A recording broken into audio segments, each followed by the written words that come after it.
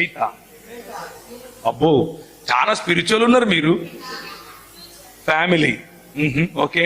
Future okay. Future అంటే ఎట్లా అంటే పొద్దున్న లేస్తేనే నేను మా ఇంట్లో, మా ఊరు కడప, ఇంటర్మీడియట్ 10వ తరగతి చదివేటప్పటి నుంచి మా ఇండ్లు ఇట్లుంటది. ఒక 3 ఇండ్లు దాటినాక ఇంకొక ఇల్లు ఉంటుంది. దాంట్లో ఒకడు నా క్లాస్మేటే, వాడి పేరు మార్టిన్.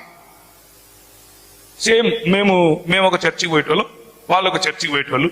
అంటే చర్చి కంటే మా అమ్మ పోతుంది, మేము కాదు.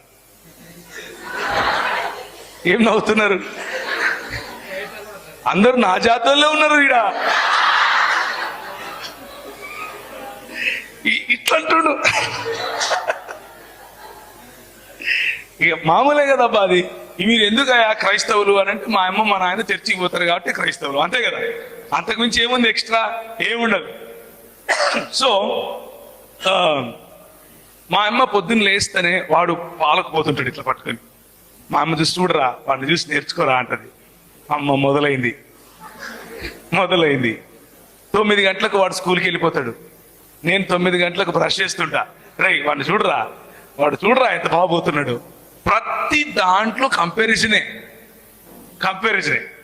లాస్ట్కి ఏమని చెప్పేదంటే, సెటిల్ అవ్వాలరా, ఫ్యూచర్ చూడు, ఫ్యూచర్ సెటిల్, ఫ్యూచర్. నాకు అర్థమైంది వాడిని చూసి, ఒరే నువ్వు నాకు దొరికితే నేను కుమ్మేత్తరా అనుకునేవాడిని. ఎందుకంటే వాడు మంచి చేస్తాడో లేదో నాకు తెలియదు, కానీ నా పాలిట వాడు పెద్ద శని.